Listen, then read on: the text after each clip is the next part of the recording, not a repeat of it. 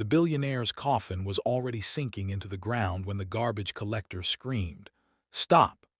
And what he pulled from his pocket froze the mourners in place, because it proved the woman inside that coffin wasn't dead, and the truth would destroy a powerful empire before the sun went down. They thought he was just a trash man who wandered into the wrong cemetery. They were wrong, and by the time he finished speaking, the dead woman would become the most dangerous person in the world. The rain fell like it knew something the people didn't. Heavy, cold, relentless. Black umbrellas crowded the cemetery, forming a silent army around a polished mahogany coffin engraved with gold letters. Evelyn Harrow, beloved wife. Gone too soon. Billionaire Marcus Harrow stood at the front, perfectly dressed, perfectly composed. His face showed just enough grief to convince cameras, investors, and the board members standing behind him.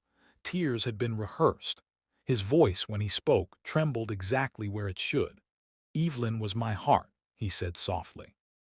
"Without her, the world feels empty."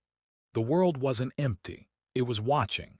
As the priest raised his hand to conclude the service, a loud engine growled at the cemetery gate. Heads turned.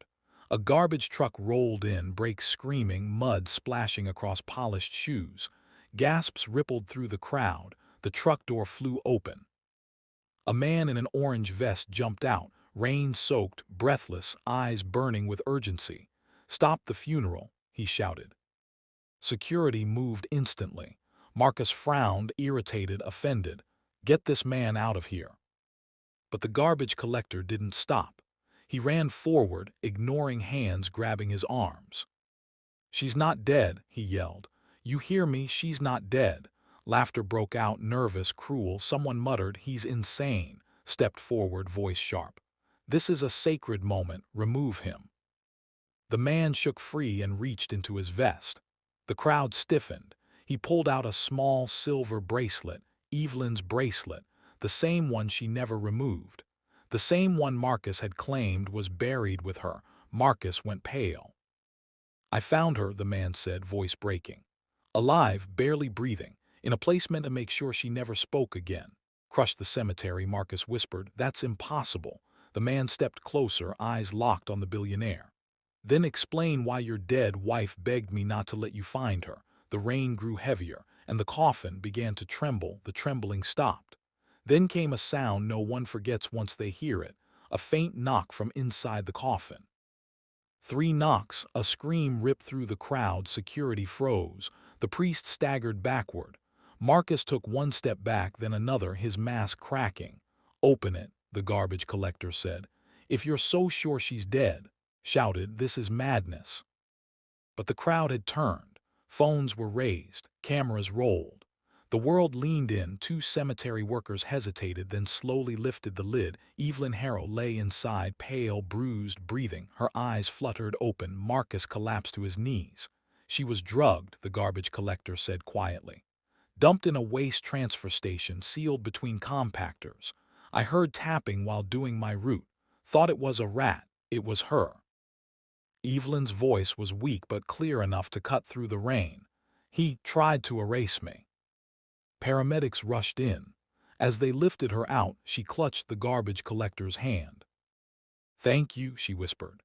"You saw me when everyone else threw me away." Weeks later, the truth exploded. Evelyn recovered. And she spoke. She revealed forged death certificates, illegal asset transfers, a planned funeral designed to finalize Marcus's control over her companies and charities. She exposed the poison, slow, untraceable, meant to leave her alive just long enough to sign documents, then disappear forever.